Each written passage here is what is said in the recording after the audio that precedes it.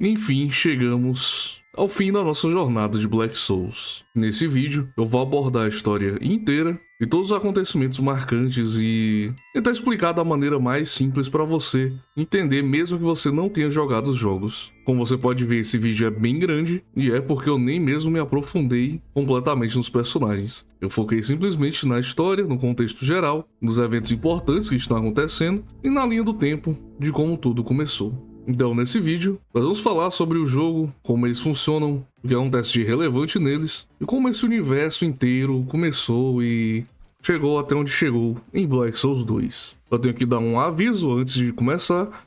Esse vídeo tem temas pesados. Black Souls 1 e 2 não são jogos para crianças ou menores de idade. Eles lidam com temas muito pesados, como violência extrema, abuso e outras coisas também ruins. Então, se você é incomodado por esse tipo de assunto, recomendo que saia do vídeo. Aos que ficaram, vamos começar explicando um pouco sobre o que você precisa entender para ficar por dentro do universo de Black Souls. Bom, primeiramente, para entender Black Souls, você tem que entender o que ele usa como inspiração e como base. Primeiramente, ele usa contos de fadas da vida real, ele usa personagens da vida real, como escritores e outras personalidades. Porém, a história deles aqui é alterada. Por exemplo, Lewis Carroll, que é um escritor da vida real, é um dos personagens principais para você entender Black Souls 2. Porém, no jogo, ele é meio diferente da vida real, então não leve o verdadeiro autor como base. Outra coisa que você tem que entender é que Black Souls usa o Cthulhu Mythos, ou os mitos Lovecraftianos, e se você não sabe o que é, são basicamente os elementos, personagens e cenários que você encontra nos livros do H.P. Lovecraft, ou Henry Phillips Lovecraft, que é um escritor de ficção e horror, que é muito conhecido principalmente pelas suas divindades cósmicas de escala absurda, como o famoso Cthulhu, além de Yog-Sothoth, Shub-Niggurath e várias outras criaturas que aparecem ou são citadas de maneira direta ou indireta em suas histórias, e que aqui todas elas são meio que referenciadas. Afinal, eles podem aparecer como personagens. O que é importante você saber é que no universo Lovecraftiano existe uma criatura chamada Azathoth. Azathoth é conhecido como o sultão demoníaco, o lorde de tudo e o criador supremo de todas as coisas. Ele é uma criatura que fica no centro do universo e, como o próprio nome disse, ele é o criador de todas as coisas. Tudo que existe no nosso universo, o espaço, o tempo, a realidade em si, faz parte do sonho de Azathoth. Então é como se ele estivesse no centro do universo, dormindo, e o sonhar dele é a nossa realidade. Caso ele acorde, tudo e todos irão simplesmente voltar ao nada. E isso é importante lembrar, pois é importante para a história. E bom, sabendo que Black Souls inspira muito no universo Lovecraftiano e que várias criaturas desse universo podem aparecer como personagens, futuramente, quando os personagens forem apresentados, eu irei compará-los com suas formas Lovecraftianas verdadeiras. Mas não se prenda muito a isso, pois eles são diferentes em Black Souls. Enfim, vamos continuando. Vamos falar agora um pouco sobre como os jogos funcionam e como é basicamente a jogatina no geral. Black Souls 1 e 2 são jogos de RPG Maker e eles seguem basicamente o mesmo modelo e estilo de jogo convencional para jogos desse tipo. O combate é por turnos, você explora o mapa pegando itens, derrotando inimigos e conversando com pessoas. Nada muito fora do comum, mas é bem feito. O combate dos dois jogos é interessante, utilizando um sistema de velocidade, onde quanto mais rápido você é, mais você faz ataques. Além de contar com vários acessórios, armaduras, armas, muito da hora para você usar em combate. Falando especificamente do primeiro jogo, a história é bem simples e é bastante inspirado em Dark Souls. Você acorda em uma cela de prisão, onde você é libertado, e então você é levado até a Floresta Sagrada, que é como se fosse o hub principal do jogo, mas todos os mapas se conectam. A premissa do primeiro jogo é bem simples. Você está em um império que foi dominado por forças das trevas e 4 princesas demoníacas são a causa de todo o mal que está acontecendo. As pessoas estão se transformando em monstros e cabe a você encontrar essas princesas demoníacas e acabar com elas. E bom, no caminho você vai encontrando algumas personagens que serão suas companions, que são inspiradas em personagens de contos de fadas ou histórias de sabedoria popular, como por exemplo a Joana d'Arc, a Santa Catarina de Alexandria, a Garota dos Fósforos, entre outras. O importante é que essas companions são as principais conexões que o Grimm vai ter com outras pessoas. Elas são amigas, interesses românticos, e como o jogo é rentão, é com elas que você vai fazer a maior parte das coisas. No primeiro jogo é importante você conseguir todas elas, já que um dos finais é associado a conseguir salvar todas elas. E algumas escolhas que você faz na história podem influenciar e matar algumas outras ou salvar algumas. E bom, o primeiro jogo ele é bem mais linear, onde os mapas te levam diretamente onde você precisa ir, e a dificuldade não é extremamente elevada. Você consegue facilmente alguns itens para te deixar forte, principalmente uma espada roubada no começo do jogo, que pode te arrastar até o final dele sem dificuldade nenhuma. E bom, quanto às princesas demoníacas, elas são princesas de contos de fadas e foram corrompidas e se tornaram vilãs, sendo elas a Cinderela, a Pequena Sereia, a Branca de Neve, a Rapunzel, e você as enfrenta com o objetivo de matá-las, ou então você pode até mesmo fazer um convênio, que é outra mecânica inspirada em Dark Souls, onde você basicamente jura sua lealdade a uma delas, ganhando alguma coisa em troca e fazendo favores para a tal princesa. Enfim, no geral, Black Souls 1 é bem interessante de se jogar, ele não é tão longo nem tão confuso quanto o segundo jogo, e ele nos introduz uma história que é realmente interessante quando você pega o contexto do que realmente está acontecendo. Falando mais sobre o segundo jogo, ele toma uma proporção meio diferenciada. O segundo jogo se passa em uma cidade gigantesca, com vários e vários lugares para ir. O mapa é gigantesco e você não tem uma ordem tão definida para onde ir. O objetivo do segundo jogo é bem mais simples. Você tem que encontrar Alice, simplesmente isso. E como você faz isso? Bom, quando você vai explorando o mapa, você vai encontrar áreas novas com chefes ou quests que você vai fazendo. E cada boss que você mata ou quest que você faz, você ganha um ponto de progressão. Quando você juntar 10, a história vai avançar e você já vai poder zerar o jogo. Simples assim. Então fica aberto para você simplesmente pegar 10 pontos de progressão e zerar o jogo, ou você continuar explorando e pegar outros finais e fazer outras coisas pelo mapa. A dificuldade do segundo jogo é bem maior, porque diferente do primeiro, ele não segue um escalonamento tão sutil. Porque aqui você começa o jogo, sai para explorar, às vezes você consegue lutar de boas com o inimigo, e quando você passa de mapa, o inimigo é muito mais forte que você. Isso leva a você precisar fazer algumas farms de XP para poder upar e ficar mais forte. O que tá tudo bem, faz parte do jogo. O que eu gosto realmente do segundo jogo é que, como os mapas são bem maiores e passam por lugares diferentes, nós temos uma variedade bem maior de inimigos, de cenários e de personagens, o que torna tudo mais interessante. Você realmente se sente dentro de um mundo que está sendo tomado pela loucura, que é um outro ponto positivo, pois essa loucura que está tomando o mundo tem uma forma meio Bloodborne da vida. Eu acredito que Black Souls 2 tem muito mais inspiração em Bloodborne, e ele consegue fazer isso de maneira bem feita, com monstros e bestas horrorosas, inclusive as próprias armas do caçador de Bloodborne você pode encontrar e usar. A variedade de armas nesse caso é muito maior, e uma mudança simples que eles fizeram e que eu acredito que faz toda a diferença é que você pode trocar suas armas e usar itens no meio do combate sem gastar o seu turno. Isso mesmo, você pode literalmente trocar de armas quantas vezes você quiser, usar várias habilidades com elas, e cada habilidade só vai gastar um turno, o que possibilita que você use várias estratégias, por exemplo, trocar para uma espada, usar uma magia, usar uma habilidade da espada de ficar mais resistente, depois trocar para outra arma para continuar a bater, fazendo assim o combate ser muito mais interessante. Além disso, no Black Souls 2, você tem não mais companions, você está sozinho na maior parte do jogo, mas você tem agora convênios. Você já tinha no primeiro jogo, mas agora você tem muito mais. Veja bem, em várias partes do jogo você vai encontrar essas personagens, você pode conversar e oferecer um convênio. Você paga almas, que é como se fosse o XP do jogo, e em troca você ganha um convênio. Você pode pagar mais almas para aumentar o nível do convênio, e o que você ganha é um bônus exclusivo para cada personagem. Por exemplo, a Margaret é um dos melhores convênios do jogo, já que ela te dá um turno extra, que pode ser usado para um ataque adicional, ou seja lá o que for. Então vale muito a pena. Além disso, os convênios também são por onde você vai conseguir a maior parte das cenas rentão do jogo. já que ao fazer um convênio você libera as opções de fazer libidinagens com as personagens. E fica tudo a seu critério, você pode fazer convênio com todas, fazer convênio com nenhuma, tudo tá na sua mão. Esse jogo tem muitas waifus e o pessoal dos comentários vai brigar pela sua waifu favorita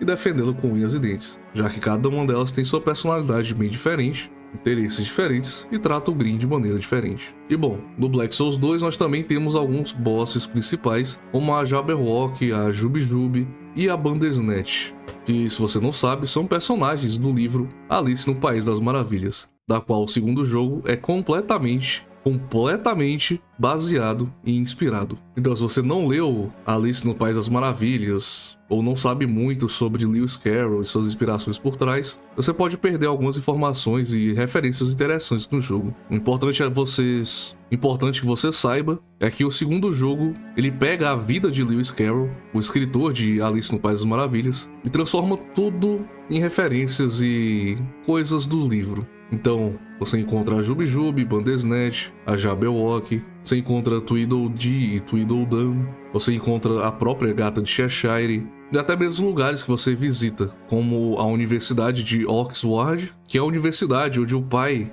da Alice da vida real era o reitor. Além do Rio Carroll, que foi inspirado no rio onde Lewis Carroll teve o passeio de barco com a Alice e as suas irmãs da vida real, e onde ele contava as aventuras e histórias que viriam a se tornar o livro Alice no País das Maravilhas. E bom, o jogo é cheio dessas referências, quando for válido citar, eu vou lembrar. Apenas me acompanhe nessa jornada e vamos lá falar finalmente sobre a história de Black Souls 1 e 2. Então vamos explicar um pouco melhor a história de Black Souls desde o começo do primeiro evento da linha do tempo que nós conhecemos. Tudo começa com Yonder, o deus servo ou deusa servo, que futuramente viria a ser chamado de Jabberwock, um dia decidindo que, sem motivo específico, queria ver a alma mais negra que existia. Basicamente, ela queria ver quem era o ser mais miserável em existência no universo. E para fazer isso, ela encontra outro ser chamado Mary Sue, cujo nome Lovecraftiano é Nug ou Yeb. Mary Sue é a filha negligenciada de Shub-Niggurath e recentemente ela havia perdido a sua irmã gêmea e não estava no seu melhor estado de mente. Então, Yunder basicamente introduz a Mary Sue ao mundo dos contos de fada, enquanto ela acaba cultivando uma forma distorcida de gostar desse tipo de história, mais misturado com seus sentimentos mais cruéis e odiosos, que vem basicamente da negligência que ela sofreu da sua mãe. Ela estuda profundamente o gênero de contos de fada e cria um certo apreço, um gosto por aqueles mais cruéis e com um final mais macabro. Os contos de fada que terminam basicamente de maneira miserável. E todos esses sentimentos até que são justificáveis, já que, falando um pouco mais sobre Shub-Niggurath, ela é conhecida também como a Cabra Negra de 1000 filhotes. E esse nome não é um exagero. Ela realmente tem uma porrada de crianças e ela não liga para a maior parte deles. Muitas vezes os negligenciando ou tendo interesse neles, que passa rapidamente e depois ela os abandona depois de ficar entediada. E por isso a Mary Sue a odeia tanto. E bom, depois de estudar e se interessar pelo gênero de contos de fada, a Mary Sue decide que quer criar a sua própria história. Ela começa a trabalhar e tenta escrever uma história, mas não consegue escolher o protagonista. E tudo acaba dando errado porque a indecisão dela não a permite escolher um único protagonista. Então, ela decide que vai ampliar seus horizontes e começa a escolher qualquer pessoa que ela acha interessante, escolhidos entre vários autores, já que são as únicas pessoas, os únicos humanos que ela valoriza e presta atenção. Então, ela pega a alma de vários autores e os funde em um único receptáculo que ela chama de Grimm. E bom, Grimm é composto por 8 ou 9 autores e nós não sabemos quem são todos eles, mas sabemos que tem pelo menos Lewis Carroll, Hans Christian Andersen e os irmãos Grimm, todos juntos no mesmo corpo, agora compartilhando a mesma alma e o mesmo ser. Esse ser chamado Grimm é um ser único, nunca antes visto na história. Veja bem, os externos, como são chamados esses deuses cósmicos Lovecraftianos, são bem específicos, eles não são humanos e eles não interagem tanto com humanos.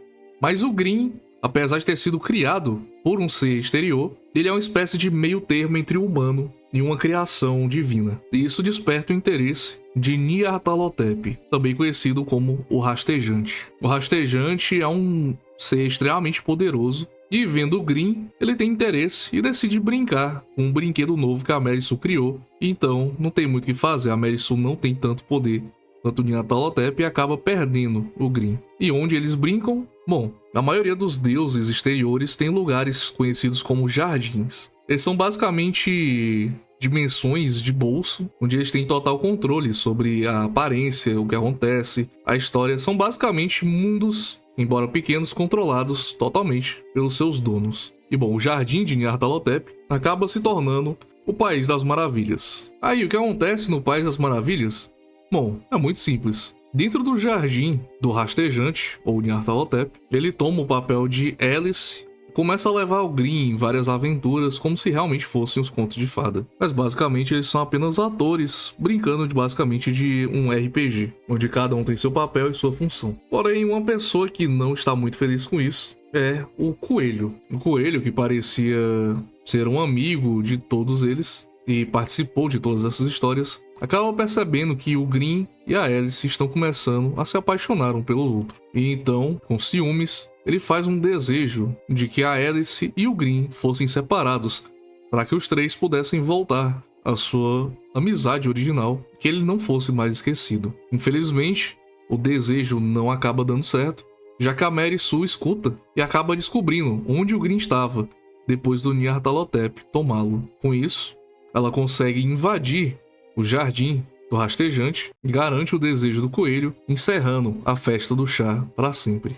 Ela reescreve o mundo e transforma tudo no seu ideal, uma fantasia obscura que ela apelida de O Império Perdido. E então ela transforma o Coelho num mestre de orações, forçando ele a ser basicamente o pilar que mantém a Floresta Sagrada segura. No universo de Black Souls, os desejos têm muito poder. E a Mary-Sue parece aproveitar e saber disso ao máximo, já que ela consegue usar a desculpa de um desejo para basicamente invadir o domínio de outro deus e criar um círculo de proteção naquela área onde outros deuses não poderiam interferir. E bom, como ela reescreveu essa fantasia, vários contos de fada acabam sendo reescritos junto e acabaram tomando forma própria e participando da história que a Leaf criou. O mais interessante é que essa distorção das histórias originais acabaria fazendo a Chapeuzinho Vermelho, que deveria ter o seu conto de fada já trágico normalmente, ter sido completamente distorcido, já que a Leaf queria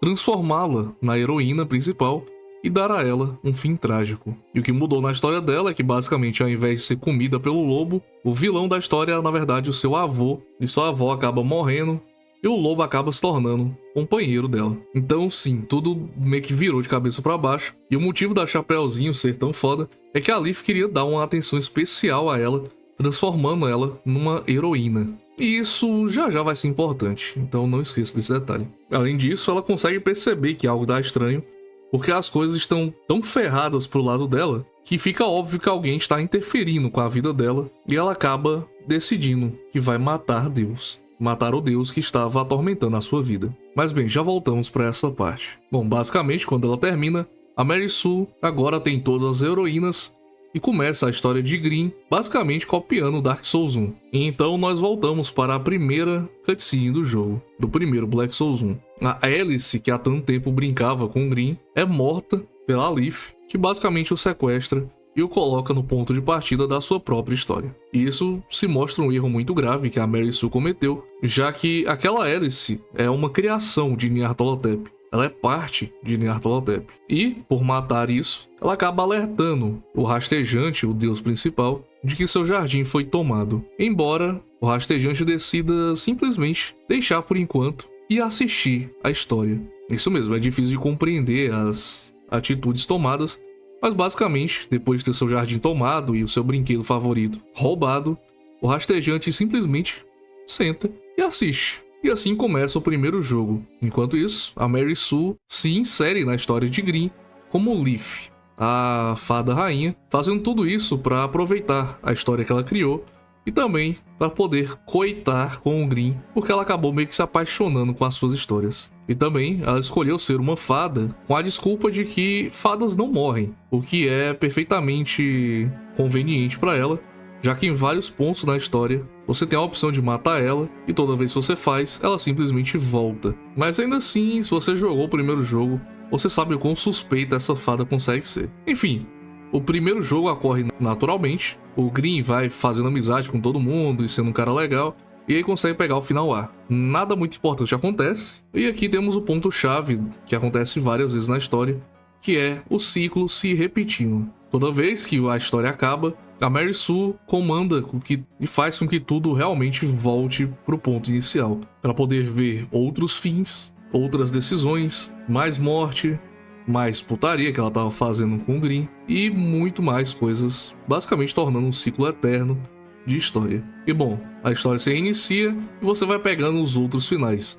Os finais com cada heroína, por exemplo, que você pode pegar no primeiro jogo, acabam ficando estranhos e você rapidamente percebe que tem algo errado, já que todos os finais acabam em tragédia e de maneira até mesmo sem sentido. Isso é porque a Mary Sue é basicamente uma escritora emocionada e ela não sabe escrever direito. Então às vezes você tem o final, por exemplo, da Elizabeth Bathory, que simplesmente explode, só pra ser trágico mesmo. Isso é tudo a mão da Mary Sue. E bom, quando você acaba pegando o final da Chapeuzinho, ela acaba contando pro Grimm que algo está errado com esse mundo e as coisas estão começando a se encaixar. Lembrando que isso não é uma coisa rápida, vários incontáveis ciclos se passaram com o Grimm preso ali e todos assistindo a sua história se repetindo várias vezes. Em algumas histórias, o Grimm pode ter sido um abusador ou ter feito coisas erradas com todo mundo. Simplesmente pode ter acontecido como resultado da Mary Sue interferindo ou simplesmente por opção dele mesmo. Ele vai acumulando vários pecados. E esses pecados são importantes já que existe uma facção chamada The Black Trial, ou Julgamento Negro, que caça esses pecadores. Principalmente o nosso arquirrival Lindamia, que é um cavaleiro que odeia profundamente o Grimm. E ele é capaz de seguir você através das linhas do tempo e até mesmo os jardins, e ele nunca esquece os pecados que você cometeu, nem mesmo quando você consegue apagá-los. E é exatamente por isso que o Lindamia odeia tanto o Grimm.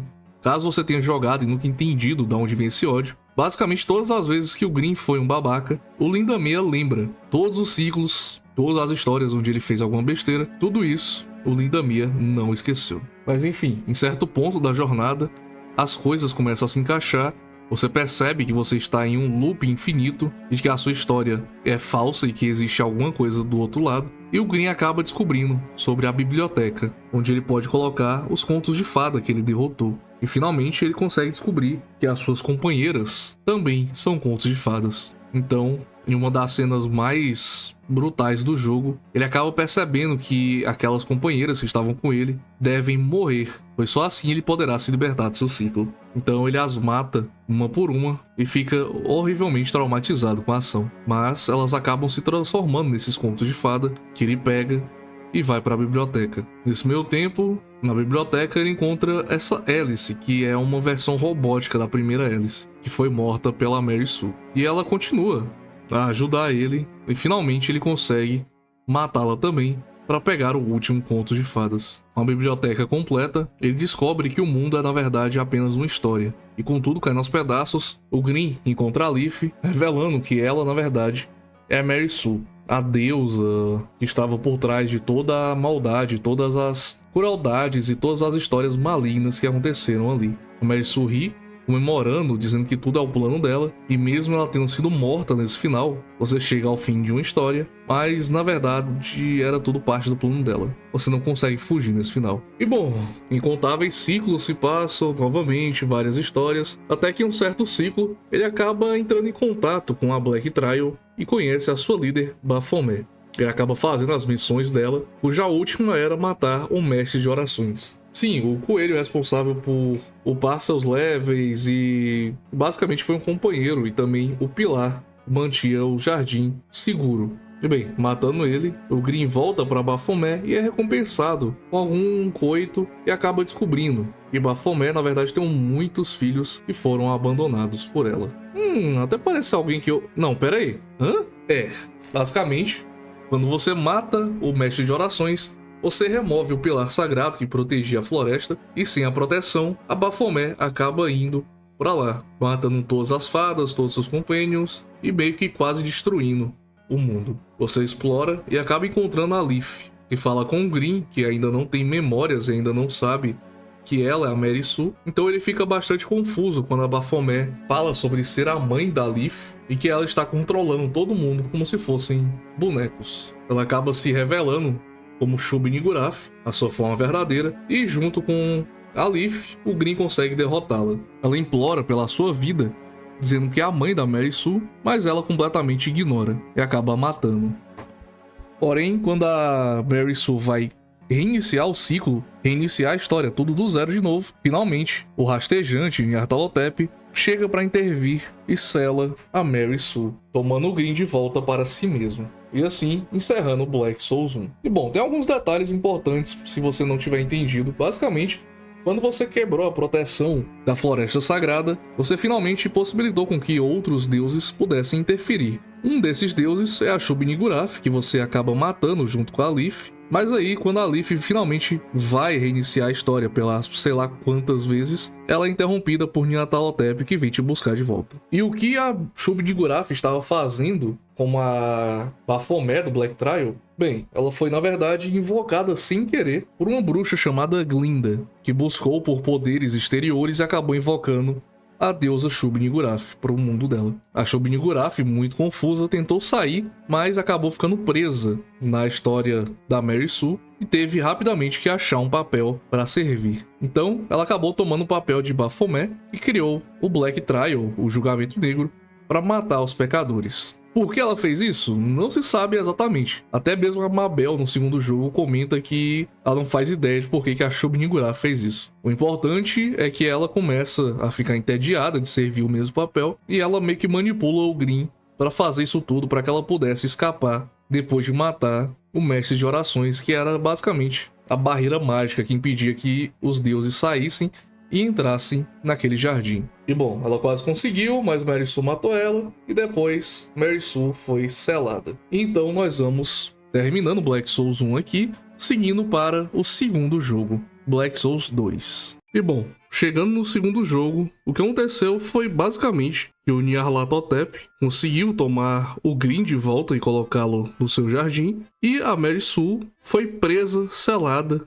em uma colaboração do próprio com Nodens, que nos mitos Lovecraftianos é o deus dos mares e da água em geral. E logo será conhecida como Node, uma personagem muito importante para a nossa história. E bom, Nyarlathotep pediu para Nodens aprisionar a Mary Sue em algum lugar para que ela não interfira na história. E a Node faz isso, colocando a Mary Sue numa prisão e trocando o nome dela para Mary Ann, que na história de Alice era uma serva do coelho no livro. E fizeram isso basicamente com uma piada para humilhar ela. E bom, ela fica presa dentro do castelo de Winterbell. Esse é o Jardim de Noden, e ele basicamente existe do lado do País das Maravilhas, que é o Jardim do Nyarlathotep, conectados através de um espelho. E lá, a pessoa que vai ficar de vigia, guardando a Mary Ann para que ela não interfira, é a Prickett, que apesar de parecer uma personagem nova, na verdade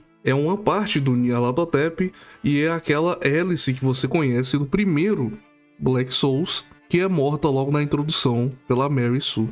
Ela não morre de verdade, ela apenas se torna outra coisa. E agora ela é a Prickett, que compartilha um amor profundo pelo Green e ainda tem as lembranças de tudo que eles viveram juntos, apesar do Green não reconhecer ela como a Alice original. E bom, algumas coisas antes da gente avançar na história. A Mary Ann tá presa, a Node e a Prickett trabalham juntas nessa questão, e Nyarlathotep é basicamente uma divindade, um deus exterior, que não é humano. Ele não consegue entender os humanos, mas o seu objetivo é que ele quer entender. Para ficar mais claro, todas as criaturas Lovecraftianas desse universo têm uma obsessão meio estranha com a humanidade. E você vai ver isso vez após vez, de que todos eles querem experienciar o que é ser humano. O Nyarlathotep, especificamente, quer sentir o que é o amor. Ele apenas lê o que é o conceito básico de amor humano, não entende, mas tenta implementar da mesma forma, aumentando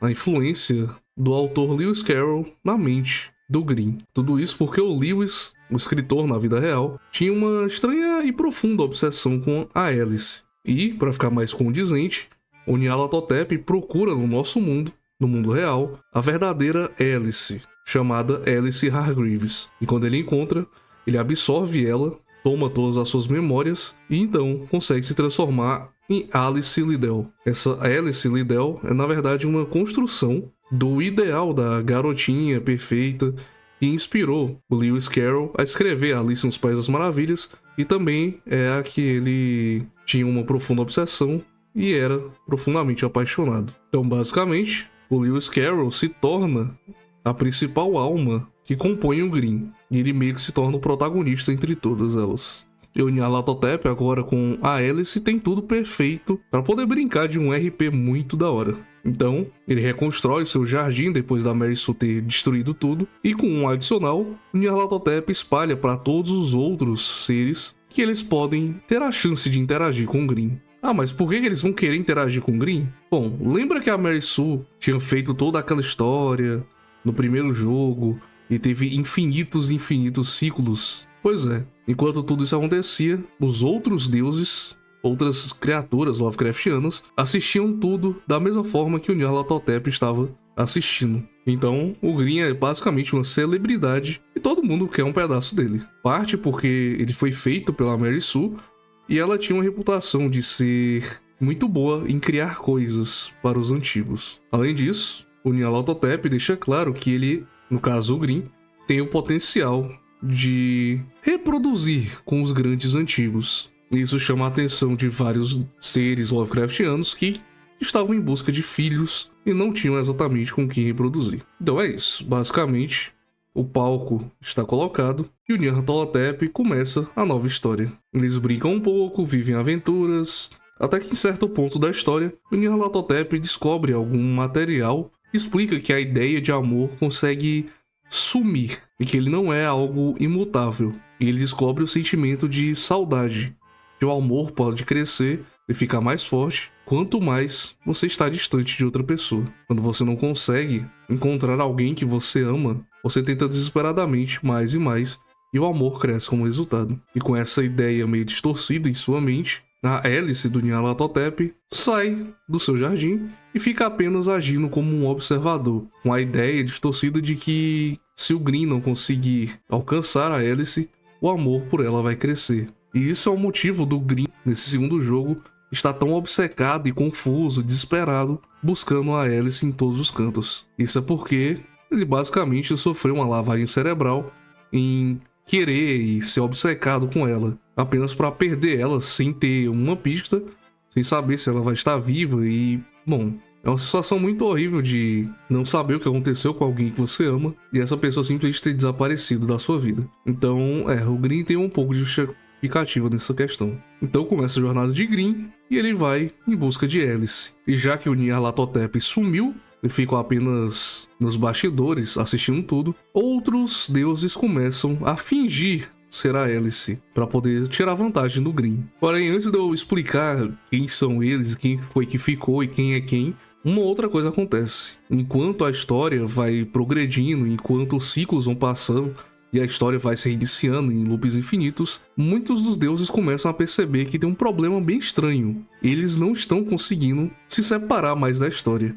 Eles estão ficando muito obcecados com o Grimm, com essa vida que eles estão tendo e com essa sensação de desejo de querer ser humanos. Isso se torna algo muito prejudicial e eles acabam percebendo que o Nyarlathotep, na verdade, sumiu não só para ficar observando as coisas e para fazer o Grimm amá-lo mais, mas também porque ele não consegue parar de ser a Alice. Ele ficou tão obcecado na história que o rastejante não conseguia mais se separar do personagem da Alice que ele havia assumido na história. E quando os envolvidos começam a perceber isso, eles começam a sair da história e voltar a fazer os seus afazeres e continuar suas vidas em outro lugar, deixando o envolvimento com a história de lado. Aqueles que ficaram, os mais importantes para a história, fora a Node, Nyarlathotep e a Pricket, são Yib-Tsi, que é a divindade que assume o papel da filha Alice, e também a Bandersnatch. Sim, eles são personagens diferentes, mas apresentados pela mesma criatura. Minogré, que é a irmã Alice, e também a Jubi Jubi, o pássaro louco. E Yonde, que é a mãe Alice e também é a Jabberwock.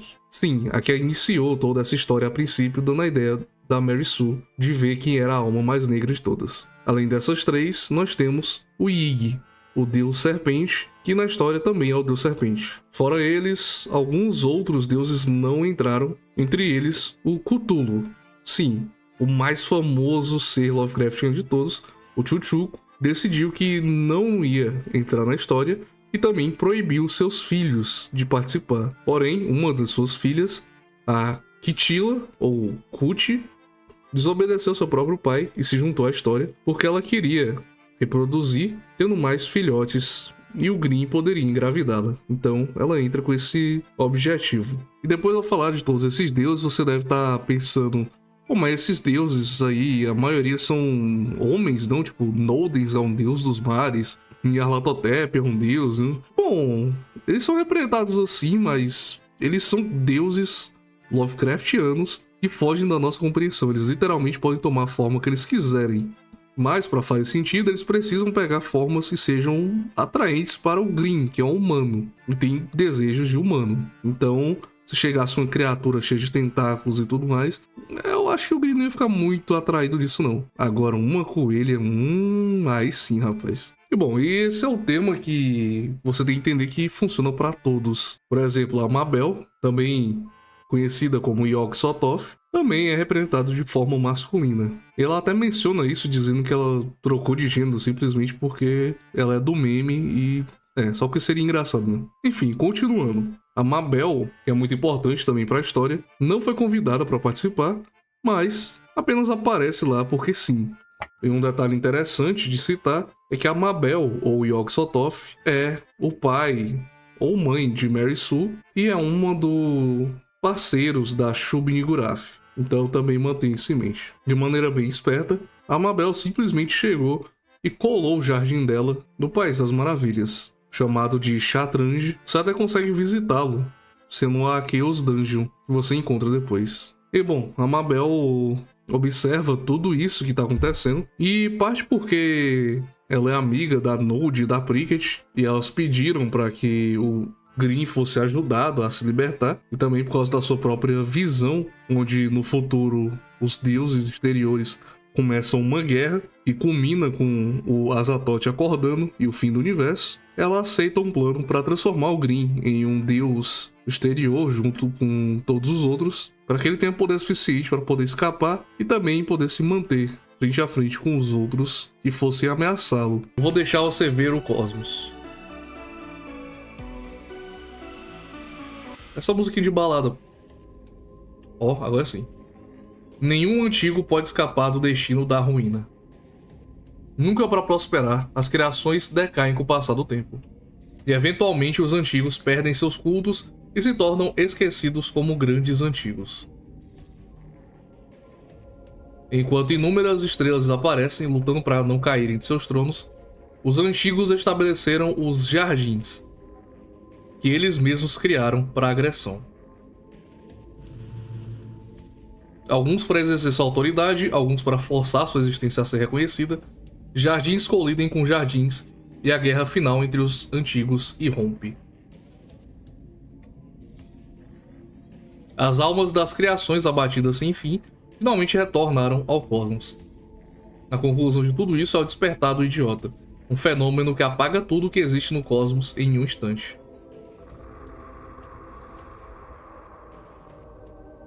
Tudo acaba e o que resta do mundo é o nada. Lá nada pode ser experimentado. Nada pode ser criado. Você não pode ir a lugar nenhum e também sozinho. Você só pode contemplar o infinito do nada. E agora vamos explicar um pouco das coisas por trás dos planos de todos eles. Com o passar da história e com o contato próximo, Nodens, a nossa querida Node, acaba se apaixonando verdadeiramente pelo Grimm, ficando obcecada com ele também. Então, ela decide ficar com ele só para si através de um plano que ela bolou junto com a Pricket e com a Mabel. Esse plano envolvia criar uma pequena boneca, que é o mecanismo que vai operar o País das Maravilhas. Essa boneca viria a ser chamada de Grande Gilgnou. E sobre esse Grande Gilgnou, ele vai ser muito importante para a história, então guarda aí. Mas bem, o plano final da Node e da Mabel é o mesmo: transformar o Grimm em um deus exterior. Mas as duas têm motivos diferentes. A Node sabe que ela não é humana e que ela é um deus e só pode imitar os sentimentos de um humano, e ela não pode amar o humano do jeito que o humano merece ser amado. Então, o plano dela é transformar o Grimm em um deus para que eles consigam se entender, para que ambos estejam em pé de igualdade. E enquanto isso não acontece, ela expressa o seu amor agindo como apaixonada pelo Grimm, tendo filhos com ele, e depois sacrificando esses filhos para poder ficar um pouco mais com o Grimm no País das Maravilhas. Mas isso já eu volto a falar. Bom, o importante é que o jogo realmente começa, os ciclos vão passando, e o Grimm acaba descobrindo que a sanidade dele vai mudando e que ele consegue enxergar coisas que estão e não estão ali, dependendo de como ele está. Ele fica alternando entre um lado sano e mais racional, e um lado completamente obcecado, chegando até mesmo a confundir a Chapeuzinho com a Alice, em uma infame cena onde ele tenta e consegue abusá-la, onde até mesmo a Chapéu fala que reconhece quando ele tá no modo obcecado e quando ele não está. Mas bem, até ele perceber que a sanidade dele muda e que ele já está em ciclos por muito tempo, já é muito tarde. A personalidade dele já foi dominada pelo Lewis Carroll e ele já coitou com basicamente toda a Terra do País das Maravilhas. E não pense que esse lance dele coitar com tudo não tem efeito nenhum. Quando você chega no final C do Black Souls 2, você descobre, onde a Node te conta, que basicamente todas as monstruosidades, todas as criaturas que você enfrenta na história, todos eles são crianças do Grimm. São filhos que o Grimm teve com os antigos ali presentes, principalmente com a Nodens. Então, desde o inimigo mais básico até os bosses, todos eles têm algum grau de parentesco com o Grimm. E quando essa verdade é revelada, o ciclo se repete e o Grimm acaba esquecendo tudo, sendo apenas mais um final da história. E bom, quando eu disse os monstros são todos parentes do Grimm, eu não quero dizer só os monstros feios e tudo mais, não. A maioria dos parceiros que você faz os vínculos e covenants, isso inclui a Margaret, a Lorina e, enfim, todas as waifus do jogo, são crias do Grimm também. O coitado foi utilizado como brinquedo sexual por toda a Wonderland, e basicamente a Node coloca elas no papel delas no mundo, pro Grimm ir lá, coitar mais, e quanto mais ele faz o ato carnal, mais ele aceita a realidade e mais tempo eles conseguem pra ficar ali vivendo com ele. Então tudo bem, mesmo se o Grimm acabar matando as crianças e monstros que ele encontra no caminho, sei lá por quantas vezes. O que acontece é que depois de muitos ciclos, ele finalmente acaba descobrindo um pouco da natureza do País das Maravilhas, e nesse ciclo, a Chapeuzinho Vermelho, finalmente conseguindo conversar com ele, consegue adentrar o mesmo plano que ele e ajudá-lo a descobrir a verdade. Bom, não fica muito claro, mas o final canônico do primeiro jogo é o final D, onde a Baphomet mata todo mundo e depois tenta matar a Leaf, mas alguns personagens que eram nossas companhias sobrevivem. A Elizabeth, que se transforma um monstro aqui, a Elma, já que a gente pode encontrar o livro dela, a Chapeuzinho, obviamente, e a Miranda, que, bom, não sobrevive, mas o corpo dela é devorado por um carniçal chamado Merifilha, que acaba se tornando ela, absorvendo a sua personalidade, alma e suas memórias. Então ela basicamente se torna a mesma Miranda que a gente conhece. E bom, agora pro final verdadeiro do jogo, o Grimm vai se aventurando junto com a Red Hood, ele procura todas as suas memórias, ele encontra as memórias do Lewis, da Alice, e percebe que a obsessão dele mostra que a Alice nunca foi real. A Alice sempre foi um ideal criado por ele, desde quando ele era um adulto. E bom, existe uma certa parte no jogo onde você vive como Lewis Carroll, e você realmente vive as memórias dele da última vez que ele encontrou com as filhas do Sr. Hargreaves. Veja bem, na vida real, o Lewis Carroll realmente tinha algumas questões estranhas com a Alice, o que é reforçado pelo fato da própria mãe da Alice cortar o contato dos dois, já que eles estavam íntimos até demais. E bom, não tenho como dizer aqui, confirmar que o Lewis Carroll realmente era um pedo, tá? Mas que ele tinha realmente alguma coisa, uma obsessão estranha com a Alice da vida real, ele tinha. E no Black Souls, isso é representado da forma mais visualmente grotesca possível, onde ele realmente é um pedo e realmente é um cara desgraçado, obcecado pelas filhas do Sr. Hargreaves, que é o pai da família e das 3 filhas que tiveram contato com Lewis Carroll. Então, enfim, vamos para a parte mais polêmica, talvez pesada do jogo. Nessa parte, o Lewis Carroll é contratado pelo Sr. Hargreaves para ser o tutor das suas filhas e ensinar na própria casa deles. Ele se junta à família Hargreaves, ele ensina as crianças e acaba tendo relações com a filha mais jovem, com a segunda filha mais jovem, a Alice. Eles acabam sendo descobertos e ele é chutado para fora da família para nunca mais ver a Alice de novo. Durante esse tempo que ele ficou com a família Hargreaves, a filha mais velha, Lorina, desenvolveu uma paixão pelo Lewis que a levou a mais tarde vender a alma para a divindade só para ser colocada no País das Maravilhas. E essa Lorina é a mesma Lorina que assume o papel da Rainha Vermelha. Essa, a irmã de Alice da vida real, veio aqui simplesmente para aproveitar o tempo com o seu amado Lewis Carroll, agora como Grimm.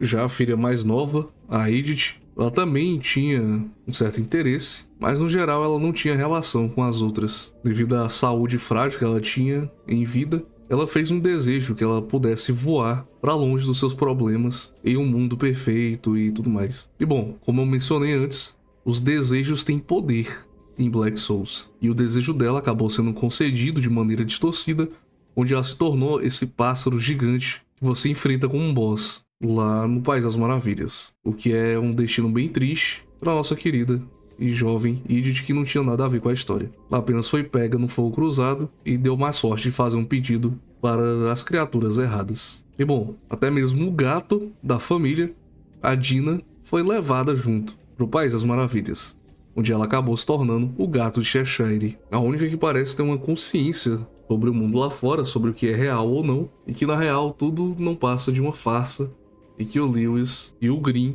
são só brinquedos no esquema maior das coisas. Mas bem, voltando ao que aconteceu depois, quando o Lewis Carroll ele é expulso da família Hargreaves, ele não consegue se aproximar da Alice nunca mais, e ele nunca se recupera desse romance que durou tão pouco tempo. A Alice também era apaixonada pelo Lewis Carroll e acabou casando com um cara só porque ele parecia um pouco com ele. A verdade é que o Lewis não ama a Alice. Ele, na verdade, ama o ideal daquela garotinha perfeitinha da qual ele se apaixonou, quando ele era apenas o professor dela. No futuro, quando a Alice já está velha, ela convida o Lewis para uma festa, onde ele aparece, vê que ela está velha, e ele imediatamente surta, já que ele percebe que aquilo que ele mais amava não era verdade.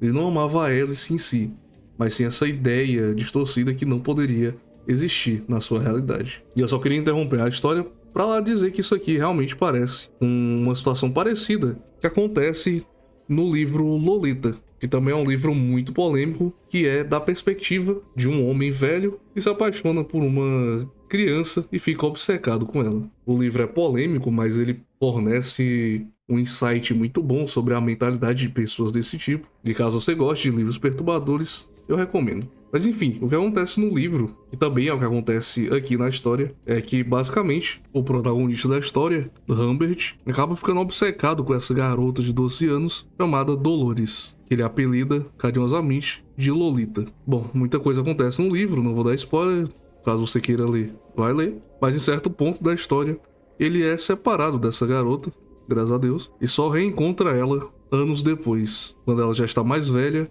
e grávida, além de também casada. E bom, a reação é basicamente a mesma. Você percebe que ele não amava exatamente a Dolores, ele amava a ideia dela no conceito de, entre aspas, ninfeta, que ele mesmo havia criado para ela. Ele é tão obcecado com a sua Lolita, ele até esqueceu completamente que ela era uma pessoa que ele destruiu, e que depois que ele a encontra novamente, os seus sentimentos são rapidamente apagados. E embora ele continue declarando que a ama, é possível perceber que ela era apenas o ideal na cabeça dele. E que ela não era mais a sua Lolita perfeitinha que ele havia colocado em sua própria cabeça. E bom, continuando com a história, depois que o Lewis tem esse surto, ele volta para casa e começa a desejar que nada disso tivesse acontecido. Que ele pudesse apenas ter ficado em paz com a sua garotinha e, como você já sabe, um desejo sempre vai dar em algo distorcido. A Mary Sue aparece e é nesse momento que a Mary Sue pega a sua alma para usá-lo em Green, como nós vemos em uma das suas memórias. Outra coisa que é um detalhe pequeno, mas é interessante, é que a Alice de verdade se chama Alice Hargreaves. A Alice Liddell é a Alice do País das Maravilhas, inventada pelo Nyarlathotep como seu avatar, o que é um detalhe interessante e serve para destacar que o ideal e a Alice de verdade são duas coisas totalmente diferentes. E bom, em um dos finais do jogo, quando o Green finalmente tem todas suas memórias e tudo o que está acontecendo é descoberto por ele, além de ter a ajuda da Chapeuzinho, ele consegue começar um ciclo e imediatamente quebrar esse ciclo, chamando o Nyarlathotep como Alice, onde então você vai parar na Câmara de Reprodução do País das Maravilhas. E a parte mais profunda, você só visitou em outro final, quando a Node vai te mostrar o resultado das suas criações. E bom, você prossegue enfrentando a Jabberwock, a Bandersnatch e a Jubijube, e estão com raiva já que a sua diversão está acabando e você está fugindo, onde alguns personagens aparecem, como a Meriphilia e o Heinz, que é um personagem menor do primeiro Black Souls. Estamos unindo força, entendeu? Vou sair dessa fase de sonho e me tornar o verdadeiro condutor da realidade. Sua alma queima. Ah, você entendeu? Minha alma está em chamas. Interagir. Isso não é uma caça, mas uma batalha que ela quer. Mesmo que os números de ambos os lados coincidam, vocês não têm a menor chance de vencerem. Ah é? Bora! Bora, 3x3, porra! 3x3, caralho! Nós vamos te matar até que você morra. Mano, os caras... Ah, você não tem chance. Olha o meu HP e olha o HP dos caras, velho. Não, não, não, não. Olha isso aqui, velho. Olha isso aqui. Você quer dizer que eu não tenho chance? Vocês acham que eu não tenho chance? Eu vou matar a Jubiju primeiro. Toma. Adeus. Mortos. Onde o resultado dessa luta, a Jubijube e a Bandersnatch tentam fugir, mas a Jabberwock, na verdade, apunhala as duas pelas costas e tenta colocar o Green de volta no ciclo. Afinal, ela que começou essa maldita história, fazendo a Mary Sue se tornar obcecada com contos de fadas e tudo mais. Então ela não ia deixar barato assim. Nessa terra louca onde suas almas negras podem crescer até os extremos do caos. Não vai rolar. Recusar ela parece a morte pra mim, mas, bom, o que a gente pode fazer? Não há nada que possamos dizer a esse ser sem sentido pra resolver isso sem uma luta. Tudo bem. A irmã mais velha adora crianças más que não vão ouvir mesmo quando digo. Então eu vou ter que te parar. Vamos pra porradaria então. Tudo começou com um conto de fadas dado a uma criança faminta pelo amor da sua mãe. A criança absorveu a história em pouco tempo. Com ódio para conduzi-la, ela partiu para criar um mundo cruel sem salvação. Ela era uma joia, a criatividade dos antigos que eu procurava. Diante dos meus olhos estava o que eu esperava, afinal até os antigos podem criar histórias. Convenhamos, se há algo que humanos inferiores podem fazer, então os antigos, todos poderosos, também podem fazê-lo naturalmente. Por muito tempo observei, às vezes concedendo um pedaço de sabedoria, tudo para criar uma alma negra pura. Enquanto houver uma fixação no ódio, você só precisa trocar um pouco os trilhos e eles vão direto para o destino final. Aquele que criou sua alma distorcida não é mais ninguém além de mim. Essa é a alegria da criação. Eu fiz isso, eu também posso criar. Não é um antigo que eu queria ser, mas um criador. Mortais vinculados ao destino, estrelas celestiais, contorçam em agonia, amor e ficam ciúmes. Estou comovido em lágrimas, vamos colorir o palco da escuridão e velocidade do... Tá. Ok. Basicamente, se você não entendeu, ela foi a pessoa... Pessoa não, ela foi o ser que convenceu a Mary Sue a criar o Green e botou a fixação dela pelas histórias. Eita porra! Jabberwock, o mal abominável, tomou um hit e morreu. Acho que eu fiquei um pouco picudo demais. No fim das contas, ela acaba sendo derrotada e você consegue continuar até o final, onde você encontra a Mary Sue, que conseguiu fugir da sua prisão. Pra gente ver como é que vai ser. Fiquei contra a Mary Ann, e aí... A propósito, belo anel. Eu, usado 2 vezes, inaceitável, já é suficiente. Eu era uma deusa, nem vou precisar de 2 segundos pra matar vocês, humanos. Por bora ver se tu tanca o meteoro. Por bora ver. Se não for a Glock, é o meteoro. O meteoro, ele tá potente, hein, amiga? Não é todo mundo que tá tancando, não. Ó, nem tancou o meteoro. O que de errado de você não foi eu que te fiz? Por que vocês me desobedecem? As crianças não podem escolher seus pais. Cala a boca, eu vou matar você. Minha forma final vai esmagar você até morrer. Sério? Toma. Glocada ao vivo.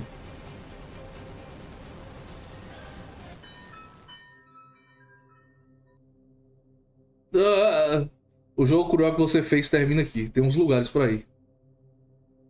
Ih, lugares? Por quê? Pro final bom, feliz dos dois? Não vai rolar, seus idiotas. Quer dizer, só para você saber, deixa eu dizer. Eu mudei pra Red Hood não viver além dos 20. Então, mesmo vocês saírem daqui vivos, ela não vai durar nem 1 ano, entendeu? Você sabe o que mais, Green? Nada de bom pra você também. Todas as heroínas que chegam perto de você vão cair como moscas. É uma característica de sua constituição. O herói trágico. Tão lamentável, tão comovente. Porque ele nasceu nesse mundo cruel. Toma. Dá um socão na cara dela. Esse socão, velho. Ainda precisamos lidar com o cérebro. Você luta com ela e dessa vez você finalmente consegue assassiná-la. E mesmo sem ter os seus poderes que estão selados, ela consegue fazer uma última maldição. Ela amaldiçoa a Chapeuzinho para que ela morra quando ela tiver 20 anos. E ela amaldiçoa o Green para que cada pessoa que se torne amigo ou interaja com ele acabe morrendo, eventualmente deixando ele sozinho para sempre, como um morto-vivo. E bom, a Chapeuzinho tem 19 anos e a Leaf basicamente condenou ela a ter apenas mais 1 ano de vida. É claro, eles não ficam felizes quanto a isso, mas continuam onde você encontra. Aqui os animais de alegria e as flores cantam lindas canções. É a terra dos nossos sonhos, o país das maravilhas. O paraíso que estou apresentando para quem mais amo, para você. Você pode sonhar quantos sonhos quiser, pode desfrutar de todo o amor que desejar. Meu amado abismado, vamos sonhar por toda a eternidade com o seu amor. Não, não quero. Mentira, eu tenho que fazer. Toma. Eu estive esperando por isso, rastejante. Eu te amo. Parece que cortar a cabeça não é suficiente para matá-la. Tá porra. Não interfira. Ouro, venha. Olha ele! Olha ele, paizão! Red Hood, eu fui legal, né? Foi incrível! Você foi ótimo. Ele fala. Acaricia a cabeça. O Green tá aqui também. Ei, faz tanto tempo. Wolf.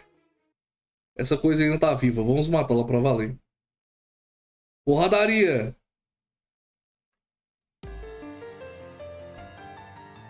As garotinhas rastejantes apareceram.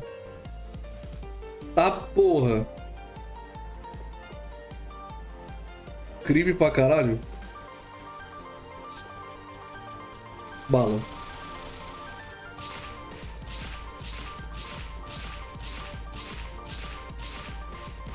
Toma. Agora é os caras do mal. Se você não entendeu...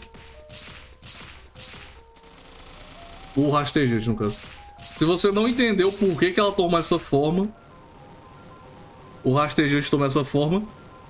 Ele é basicamente uma criatura que não é humana, tentando entender a humanidade. Então, pra ele, se o Green gosta de hélice, ele toma essa forma de várias hélices, mostrando seio, mostrando xereca, mostrando tudo, pra tentar convencer, tipo assim, ó, não é isso que você gosta? Você não me ama?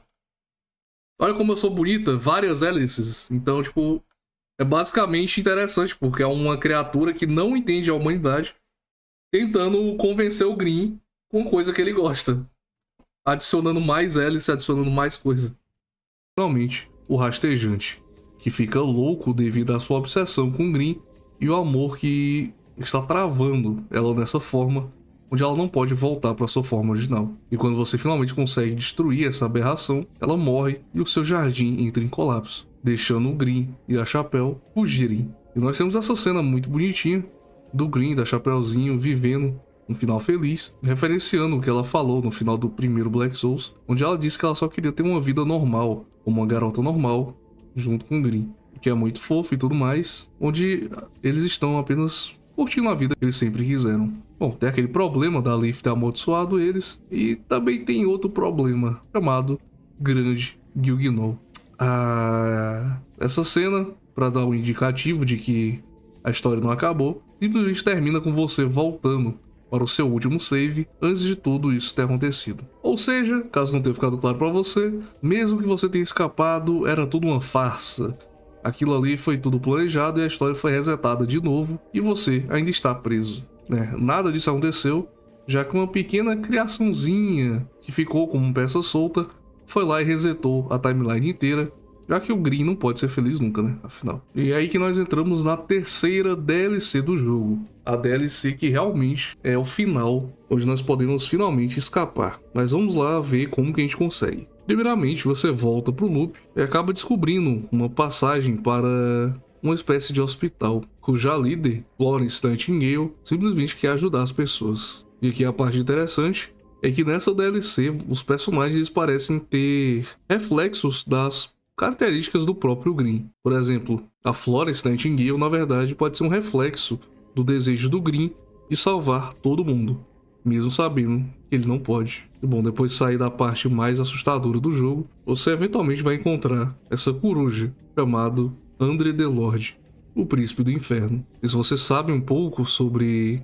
teatro, você deve saber que esse cara é um escritor realmente de obras de terror. Ele realmente tinha um teatro chamado Grande Gilgnou, o teatro dos terrores, onde as peças que ele coordenava e escrevia sempre tinham um tom macabro e tudo mais. E aqui ele está representado como um reflexo do verdadeiro criador do Grande Gilgnou, e logo logo eu vou explicar o que é. Veja bem, a Node, a Mabel e a Pricket simplesmente copiaram a ideia dele, e por trazer o Grande Gilgnou, elas acabaram trazendo também o seu verdadeiro criador, o André Delorde, que vai se tornar um grande inimigo daqui pra frente. Nessa DLC nós também encontramos o Leão e o Unicórnio, que representam uma música que a família Hargreaves costumava cantar sobre um leão e um unicórnio brigando. Elas parecem representar as partes mais obscuras da Node que ela jogou fora para melhorar pro seu amor. Você também encontra a Gerda, que quer encontrar uma pessoa que sumiu há muito tempo, chamada Kai, e você ajuda ela a resolver isso, aceitando que ele se foi e que ele não vai mais voltar. Isso também é um reflexo do Green, superando a sua obsessão com a Alice e deixando ela no passado, aceitando que ela não vai voltar. Você também encontra um caçador de fantasmas chamado Karnak, e você acompanha ele enquanto ele lentamente perde o seu desejo de lutar. Mas você acaba interferindo, você pode ajudá-lo a seguir em frente, sempre de cabeça erguida, e enfrentar o seu futuro de pé. Sendo isso também uma representação, um reflexo do Green escolhendo seguir em frente, mesmo depois de passar por toda essa tristeza e toda essa desgraça que ele sofreu. E por fim, outro membro muito importante que você vai enfrentar é o Linda Meia, que é a representação dos pecados passados do Green. E mesmo que você consiga derrotá-lo, ele é imortal, ele não vai deixar você de lado, e ele pode aparecer de volta em momentos inoportunos, sendo isso um reflexo do trauma que o Green sofreu durante todos esses ciclos e loops infinitos que ele passou, e todas as merdas que ele fez voltando para atormentar ele. E bom, depois que você passa dessa parte, você chega em Winterbell,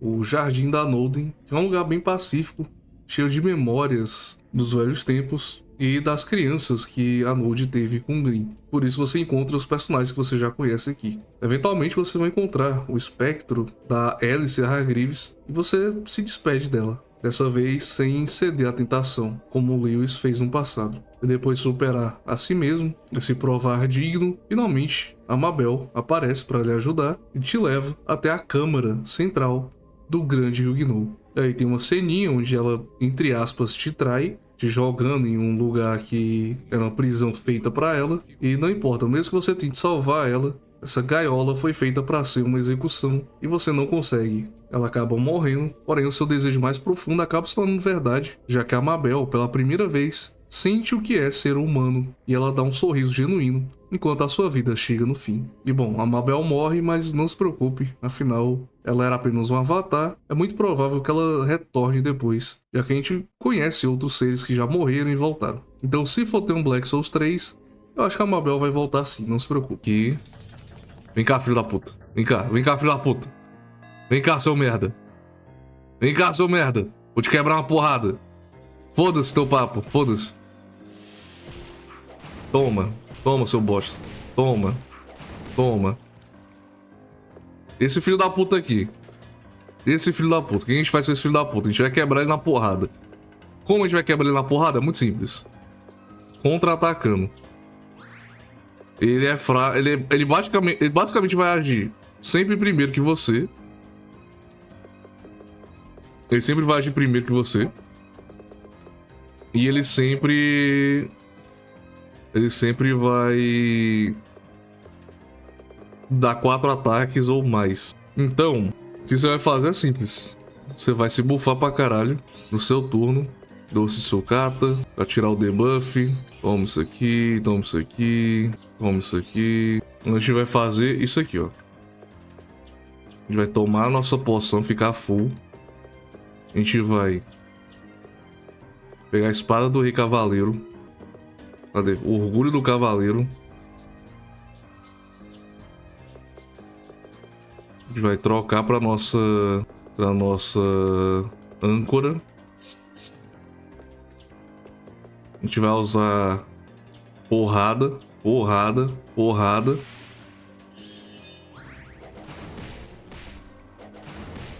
E não deixa ele jogar.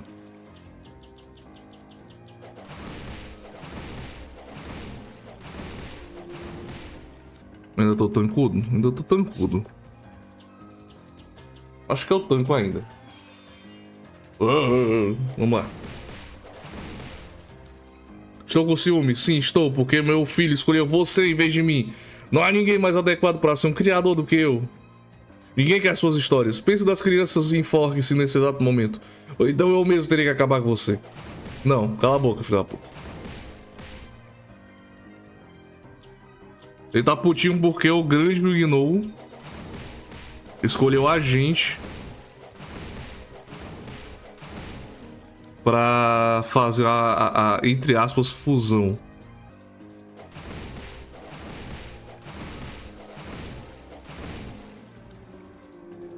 Desce o cacete nele. Não deixa ele clicar, não. Não vai clicar, não. Não vai clicar, não. Não vai, não. Toma. Toma. Toma. De novo. Mais um. Mais uma rodada. De novo. Toma. Toma. Toma. Toma. Toma, lixo. Morra. Isso é pela Mabel. Meu filho, por quê? Por quê? Eu simplesmente queria te amar por toda a eternidade. Hã? O que é isso? Você não é meu filho. Você não é meu grande Gnou. Quem é você? Ah! E finalmente, o Green alcança o grande Gnou. Essa boneca que na verdade tinha o poder. E esse momento todo. E finalmente, você descobre o que ele é. Quando a Mary Sue foi capturada, o seu poder foi tirado. E com ele, Nyarlathotep, a Node e a Pricked criaram essa boneca chamada de Grande Gnou. Ela basicamente controla todo o esqueleto das histórias. Ela é basicamente um deus externo criado de maneira artificial, simplesmente para poder controlar, resetar e reescrever as histórias da forma que a Mary Sue fazia, só que dessa vez de maneira automática e artificial, basicamente como uma máquina. E também é onde o plano das suas companheiras toma forma, já que se você destruir o grande Gnou, você é capaz de absorver aquele poder que foi selado lá e se tornar um externo finalmente. E bom, você resiste ser assimilado pelo grande Gnou e, decidido a destruí-lo de uma vez por todas, levando o País das Maravilhas junto, você, Florence, Gerda e Karnak, todas as partes boas do Green, todos os reflexos que o Green tinha, se juntam a você e juntos vocês duelam até o fim.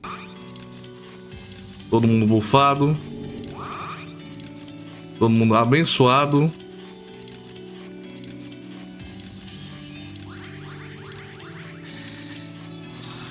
Karnak bateu. A mina desviou. Acertou, acertou, acertou. Não tomamos dano.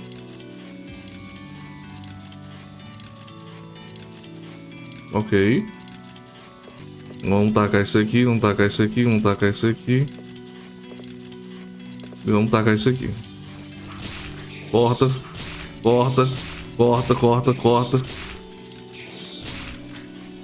Tramontina, corte rápido. Teatro vicioso. Femme fatal, não vi o bagulho. Não vi o efeito. Ah, pronto, eu olhei aqui. Vai alternando entre ataque menos 100%, defesa menos 100%, magia menos 100% e defesa mágica menos 100%. Elas vão alternando entre isso. Ok, então vamos lá. A gente só precisa, na verdade, acertar do meio. A Alice no Subsolo, a Alice no País do Espelho e a Alice no País das Maravilhas. A gente só precisa, na verdade, cortar a do meio. Meu ataque tá em 1. Como meu ataque tá em 1, não adianta eu atacar agora. Então eu vou usar esse turno pra buffar a galera. Tempestade ruinosa, foda-se. Vamos lá.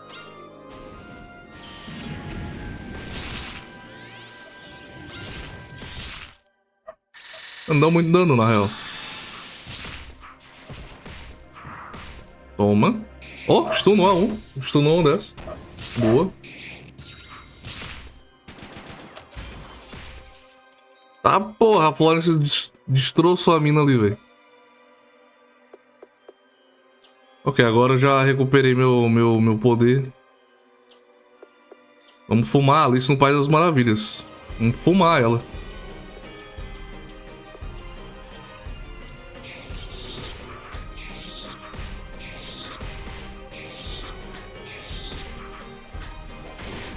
Teria fumado, né? Se ela não tivesse desviado da boa parte dos hits. Ok, atacou o Karnak não sofreu, eu não sofri danos. Nossa speed é muito mais alta. Tudo bem. Tá? Erraram.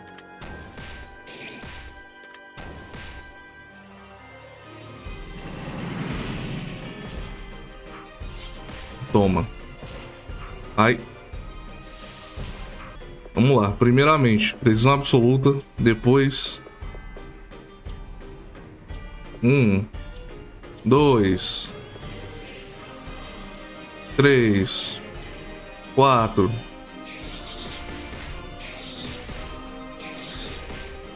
Vê sabe o que eu não tô gritando. Vai, só matar, família. Só matar, só mais um. Boa. Teatro vicioso. O leão e o unicórnio. Buffs desabilitados. Perde defesa e evasão com passar os turnos até 100%. Ok.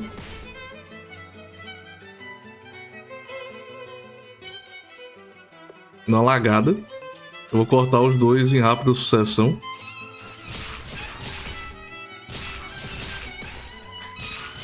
Ai. Deixa ela stunar. Ok. E aí deixa o pessoal matar, boa. E parece que conseguem matar em um turno. Obrigado. Ih.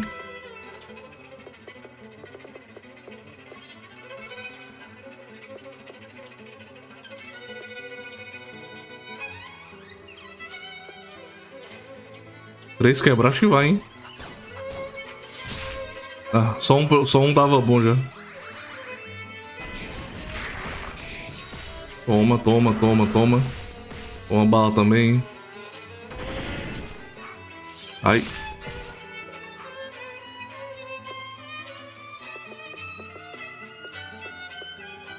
A musiquinha lá, torando.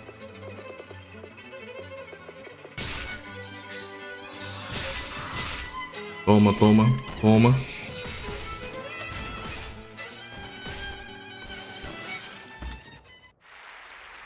Teatro vicioso. Paraíso perdido ex machina. Itens habilitados. Dano baseado em porcentagem reduzido pela metade. Perde HP máximo e velocidade conforme os passos até 99%. Ih. Então, era pra ter alguém na minha tela, né? Bom, aqui a gente pode usar a Anjos de Deus, que era pra eu estar fazendo, na verdade. Era pra eu estar dando um hit da Anjos de Deus, pelo menos. Porque com ela, uma vez por turno, a gente aumentava o foco dela. E como essa luta é muito longa, a gente ia conseguir upar ela bem fácil. Ao máximo. Depois troca pra âncora e porrada.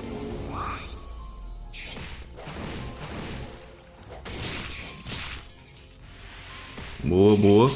Deixa a galera bater, deixa a galera fazer o estrago. Eu aceito você inteiro, mestre.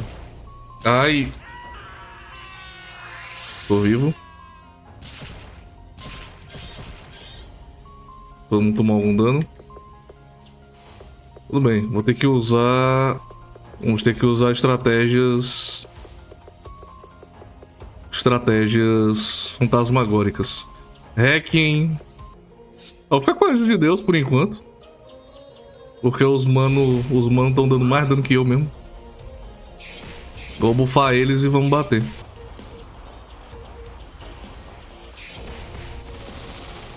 Bala, bala, bala, bala, bala, bala, bala, bala, bala, bala, bala. Bala, bala, bala, bala, bala, bala, bala, bala, bala. Teatro vicioso, caos. Defesa, menos 95%. Defesa mágica, menos 95%. Todas as resistências e condições, menos 100%. Inimigo ganha ações extras a cada turno. Bala, bala, bala, bala, bala, bala, bala, bala. Tá. Deixa a galera irritar.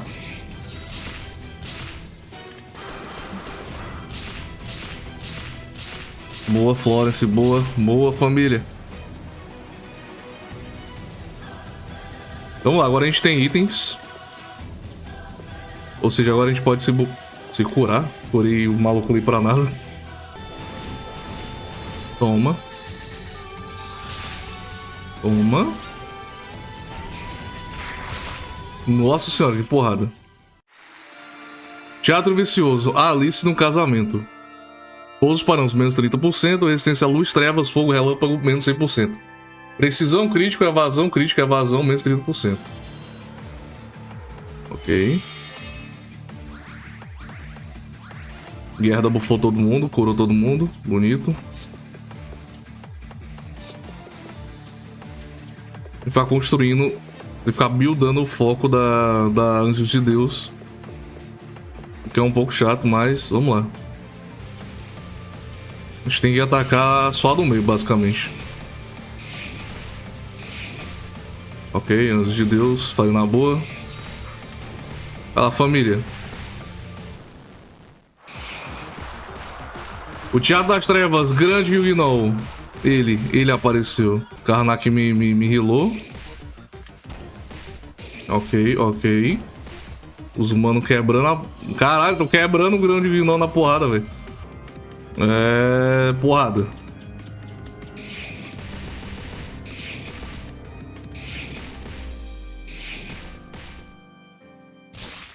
E agora vem as putarias, vai começar agora. Espírito vil, vai embora. Não tema, carrega a chama da esperança e avance. Por favor, não perca, senhor Corvo. Tenho certeza que estamos quase lá. Chamada de amor da cortina. Esquiva desabilitada, guarda desabilitada. É só porradaria agora.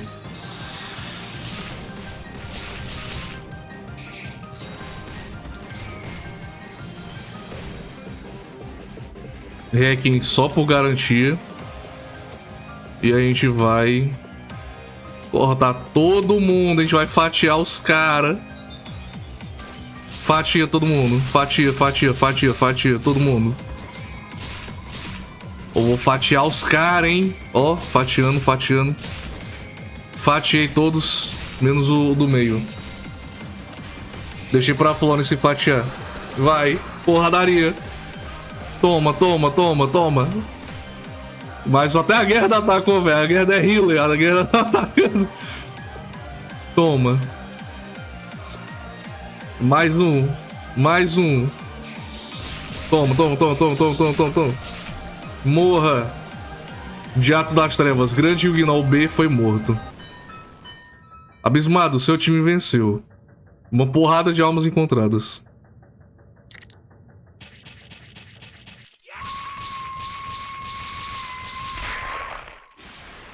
Fim da história. Destruímos o grande Yuginol. E ganhamos o poder da Mary Sue. Finalmente, temos poder aqui. Você finalmente chegou ao fim. Olha quem é a linda, gostosa, maravilhosa. Como as engrenagens sempre girantes pararam, nunca senti tanto medo da passagem do tempo em minha vida. Eu quero seu amor. Como foi frustrante ter aquele lindo brilho bem na minha frente, mas fora do meu alcance. Então finalmente percebi que nunca ficaríamos juntos. Lorde Abismado, eu te amo do fundo do meu coração. Não. E por esse motivo estou me afastando. Não. Não se afaste. Meu fim não é infeliz, Lorde Abismado. Node, poder te conhecer, poder gastar tanto tempo com você, tudo isso me fez realmente feliz. Foi uma boa realidade. Não, Node. Traidora. Ninguém pode separar nosso amor. Ah, eu equipei o anel da Pricket pra poder ler esses diálogos, viu? Só pra avisar. Dina, desculpe incomodá-la. A Node vê o Green indo em direção à boneca e finalmente aceita o que ela sabia esse tempo todo, mas se recusou a aceitar. Um deus não pode amar um homem de maneira igual. Então ela deixa a sua ambição para trás e fica feliz pelo presente, pelo passado, pelo tempo que ela passou junto com o seu amado. Ela mostra essa mudança cortando o cabelo. E é aquela tradição que a gente vê geralmente em anime ou cultura japonesa, quando a garota vai e corta o cabelo dela e ela muda de personalidade. Tipo, sei lá, a Sakura. Todo mundo sabe disso aí. E bom, isso meio que representa ela deixando ir a sua ambição e a sua obsessão pelo Green. E, de maneira engraçada, fazendo isso, ela acaba encaixando na descrição mais pura de amor, onde ela coloca o Green em primeiro lugar, acima de seus próprios interesses, e o ajuda junto com a gata de Cheshire, defendendo o Green quando o rastejante aparece para pegá-lo. Então, a Node e a Cheshire ficam para se sacrificar, sabendo que é a última vez que eles vão se encontrar, mas a Node aceita de maneira feliz. O Green continua correndo e acaba sendo emboscado pelas três Alices. A irmã Alice, a Jubi Jubi, revela a sua bondade e seus interesses ocultos, e ela luta com as suas duas irmãs, ganhando tempo para que ele passe. E bom, sobre a Jubi Jubi, apesar dela ser uma desgraçada dentro do jogo, as suas verdadeiras intenções sempre foram muito positivas. É teorizado de que o verdadeiro motivo dela induzir a loucura em toda o País das Maravilhas é para acelerar a decadência do jardim e fazer com que o Green perceba mais rápido que algo de errado está acontecendo e que ele estava sendo apenas usado como peão. E bom, o Green segue em frente enquanto o rastejante o persegue. E depois de se agarrar na beira de um precipício, ele pega a mão da Chapeuzinho, enquanto várias Alices que compõem o rastejante se aproximam dele. Nesse momento, o Green percebe que a sua maldição só ia fazer com que os outros sofressem ao ficar perto dele, e pensando na Chapeuzinho, e pelo menos ela sair viva disso tudo, ele arranca sua própria mão e cai no abismo, nas garras do rastejante. E bom, o Green fica preso em um mar de hélices interminável, enquanto a loucura simplesmente o consome. O Green basicamente fica preso em um destino muito pior do que a morte, enquanto o tempo passa lentamente e ele não tem nada que ele possa fazer, apenas contemplar o mar de hélices que existe ali. E isso dura bastante tempo, a sua sanidade quase se esvai, e dessa vez não tinha como reiniciar a história, já que ele destruiu o grande Yuginol e tomou seu poder. E bom, esse seria o fim do Green. Porém, existe uma última peça-chave nesse quebra-cabeças. Lembra da Pricket? E que eu mencionei que ela é um pedaço do Nyarlathotep? Bom, por ser um pedaço de Nyarlathotep, ela faz parte de todo esse meio, e ela usa essa sua conexão para conseguir resgatar o Green, tirando ele daquele mar. Ela diz para ele não ficar triste e guia o Green, levando ele até a saída. desejando que um dia ele consiga esquecer todo o trauma e que ele possa ser feliz. O Green também deseja salvá-la, como é a sua natureza, mas por ser parte do Nyarlathotep, isso nunca daria certo. Interessante é que a Pricket aqui aparece como a Alice original. A Alice que desenvolveu, a princípio, a paixão pelo Green. A Alice que o Green brincou desde aquela festa do chá, desde quando tudo não estava em ruína e não era apenas dor e sofrimento. E é assim que ele se despede, vendo ela pela última vez e seguindo para o mundo real, escapando, enfim. Ele acaba encontrando a Chapeuzinho Vermelho, mas a maldição da Leaf ainda tinha efeito. A Chapeuzinho e o Green vivem juntos o tempo que eles ainda têm, e depois de um ano, segurando a sua mão no dia do seu aniversário de 20 anos, ela declara que é o dia mais feliz da vida dela, desejando que pudesse durar para sempre. A última fala do jogo, tenho certeza que durará, dita pelo Green, não é ouvida pela Chapeuzinho. Nesse ponto da história, o Green já está sozinho novamente, encerrando assim Black Souls 2, o seu final verdadeiro.